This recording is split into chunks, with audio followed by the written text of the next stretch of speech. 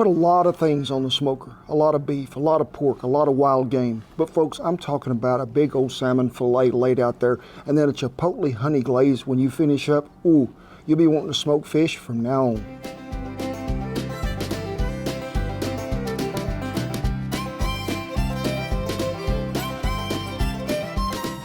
Smoked salmon. Yes, I said it right for all you people that was getting on to me before for using the L word. Okay, but I would like, we've asked before, comment, do you say salmon or do you pronounce the L salmon? Because I think the majority will say salmon. It just depends, because last time we asked this question, the southern half of the United States was in with me and they were saying salmon. So, folks, when you go and see this stuff at the store and it's smoked salmon and they got it in them little packages, that stuff is high as gold. If you have friends in the Pacific Northwest or up there in Alaska, just tell them, hey, could you send me like 300 or 400 pounds of this stuff, because I need to make some smoked salmon. I really do. Now, when we're talking about smoked salmon, this is a raw fillet. It is. And when you buy it, there's things that are really important that you need to look for. I don't want any discoloration in here anywhere. And if you're buying this in a package, don't buy it frozen. It needs to be as fresh as it can be. We're gonna slow smoke it to get all the flavor we come out of there. But I gotta give you some tips first on how we're gonna make the flakiest, smokiest salmon of all. Well, I need you to get you something, and since I'm in the barn, you could do this in the sink, but I got me some water about this deep right here, okay? Because we're not gonna soak this salmon in this water. We are gonna what? Give it a bath, because I need you to just make sure that it's really clean. And folks, I prefer the skin on mine, I do. So just get him down in there, give him a pretty good little rinse in here all the way around, because we want him as clean as possible. And look here, I wanna show you a little something. He didn't fit in the package good, so unfold that, make sure that you get it all out there, give it a good washing and going over, and then just pick him up, hang him on the line for a week, and he's ready to go. Let him drip as much as you can. And folks, you need to do this on a wire rack if possible, because we are going to what? Lay him right here. Let me get rid of this. You're gonna have you plenty of paper towels, because we're gonna need it. But see where this piece was tucked under there? It wasn't getting no, what you call it, had no ventilation. It was just laying over here, just folded up. That is not what I call good. So we're gonna go ahead and just cut that off right here right quick and get rid of it. We'll put it over here and save it for pup treats. Oh. Speaking of pup treats, some already showed up, they did. Then take your paper towel, and I don't want you to be doing this, because this is really, you can see these flakes that are in here. I don't want to disturb them just yet. It's called the pat dry method, yes. And we want to try to get all this moisture off of there that we can. I want you to turn him over, but just be sure that you get him good and dry. And that paper towel is already wet, so get you another one. Because water is one of the biggest things that's going to keep this salmon from smoking right. But now is a good time for, I need you to do what? Just take your fingers and run down the edge here, right here. Smoother than the Safeway chicken it is. Same over here.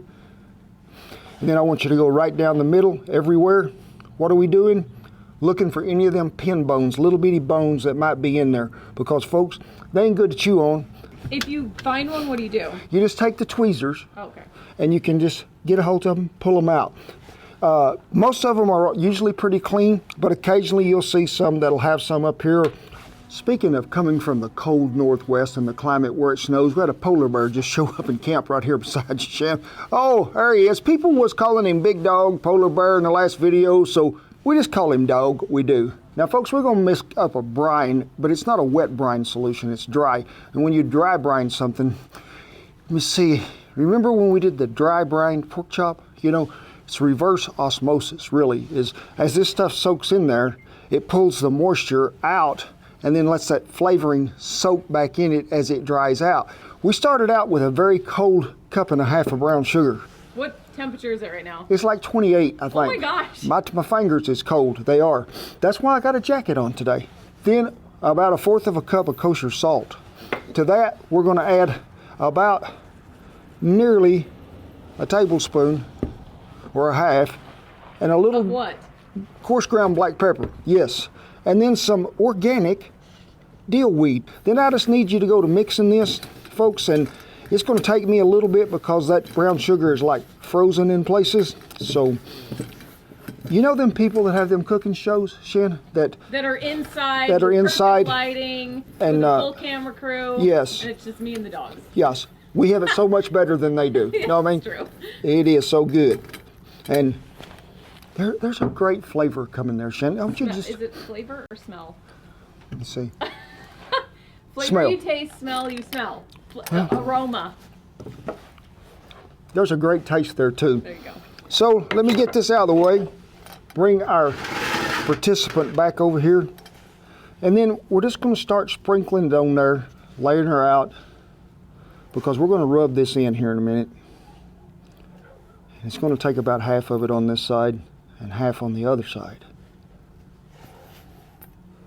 Now just pat him down in there good. And I'm going to tell you the mistake that the Cowboy made right off the bat is we should have done the skin side first, because that's what's going to be down. We're going to lose a little of that, but we'll put it back on there in just a second.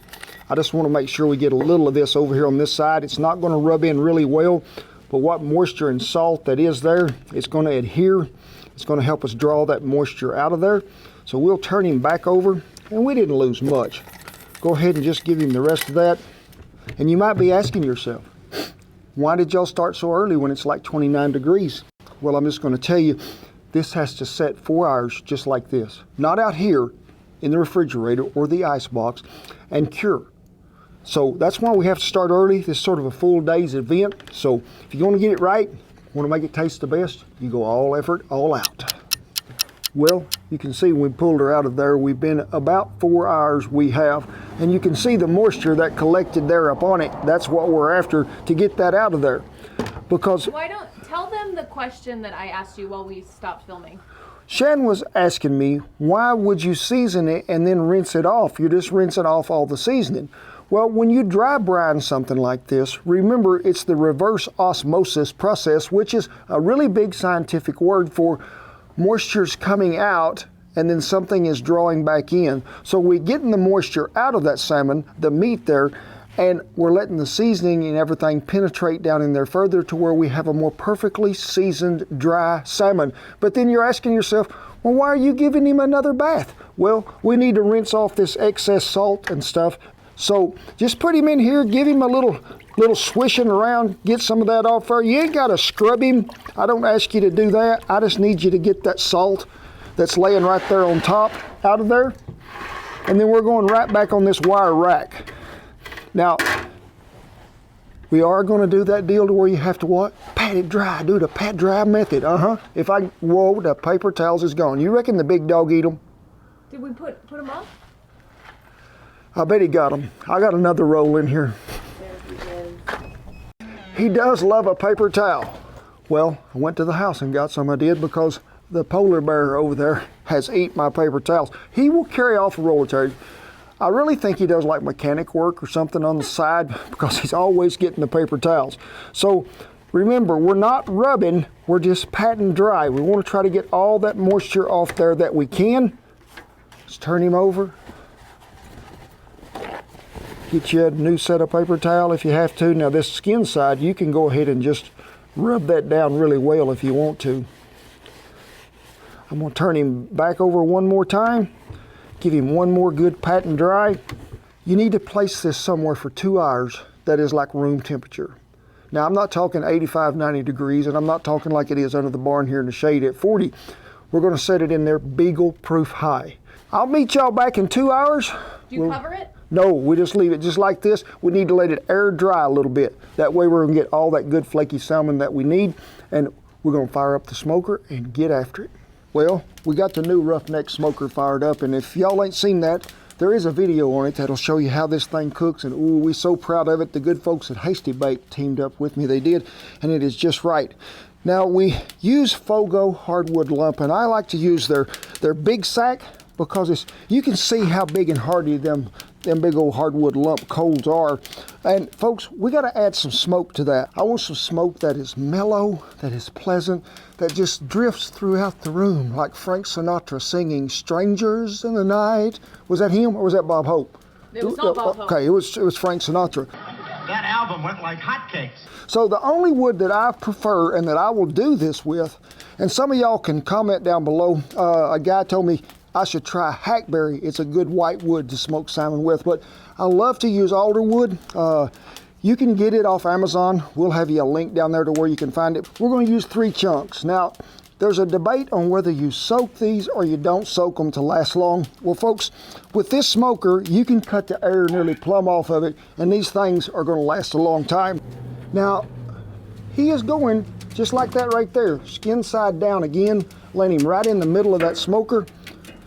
We're going to go ahead, get that shut down. Now, you can see we're going to have these vents open just about like so, because we got to regulate that that heat to around 150 to 160 is where I like to go. And that's meaning we're probably going to do about an hour and a half to 2 hours.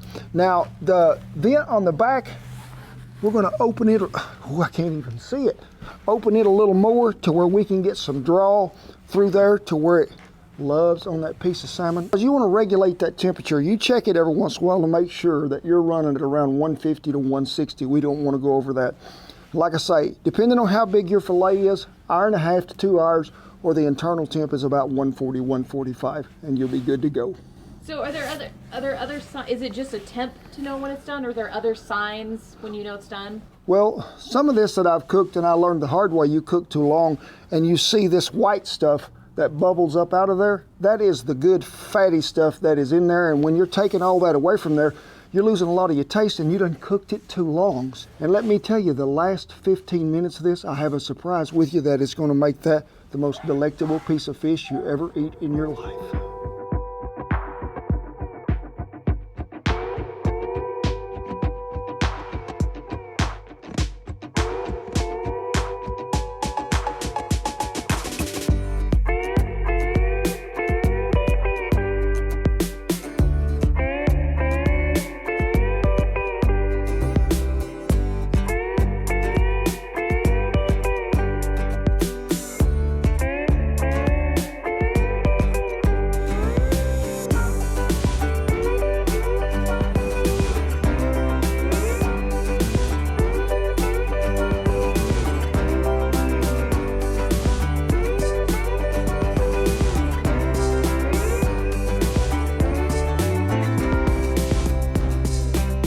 Well, at an hour and a half, I done probed it. We begins to baste in there. Let her go just a little bit longer. 145 is what it was. I like to bring it over here and let it cool off just a little bit. Really, it's better if you'll just let it come to room temperature, and then I love to chill it and then eat it the next day, but I ain't gonna wait that long.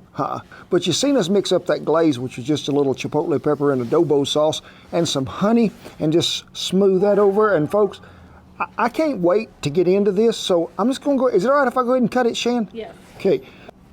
I mean, and you can cut through the skin or you can leave the skin there. I'm gonna put that one right there. Seeing as how this piece is just laying right here saying, come on, Kent, let me have it. That is good as any smoked salmon I ever eat anywhere in my life. Wow. The alder wood really does it. But you thinking after you brine that, you don't get the deal in it, but I do. And seeing as how the Beag is the only one out here, and he's part of Alaskan Sled Dog, I want to thank you for always helping us out, being a good sport, and having manners. So I want you to wait, and wait. Just sit there and wait till I tell you it is time. You're a good boy, so go ahead and have it. Good job. And I'm gonna tell you right now, my favorite way to eat this after it cools off really good is what? Bagel and lox. Folks, I'm just telling you, you slice this good, put it on a bagel, got some cream cheese on one side, put you some of them purple onions on there and a few of them capers. It is what we call 5-star Michelin dining, and we didn't kick none of them Michelin tires on the truck. I'm telling you, it was good. I'm gonna have one more bite, and then I'm gonna do the Ooga Looga Lushka. Have you ever heard that song, Shan? No. It starts like this here. You be jumping in that snow. And that snow be this deep. And then you be, get that hook in it, pull that salmon out, lay him up there and go to town. Got a few announcements we do I'd like to tell you about. Don't forget that new cookbook is coming out. Be a link where you can find it. Comfort Food the Cowboy Way. You can pre-order it now on Amazon. And don't forget about what? The cruise. I don't think we'll see none of them salmon down there in the Caribbean, but you can't never tell. We might catch us a whale shark or something, bring it up there on the boat and show them how Cowboy cook it. So check that out also. But as always, and with great privilege and honor, I salute all our veterans and servicemen and women that have kept that old flag flying. We just thank y'all so much, and we owe you so much. Rest of you, come on in here, get close. Come on up here closer. Some of you, I can't even see who you are. Come on, get in here closer. Yeah, big old hug. God bless you. This is heavy. Each and every one, and I'll see you down the best smoked salmon trail you ever had in your life.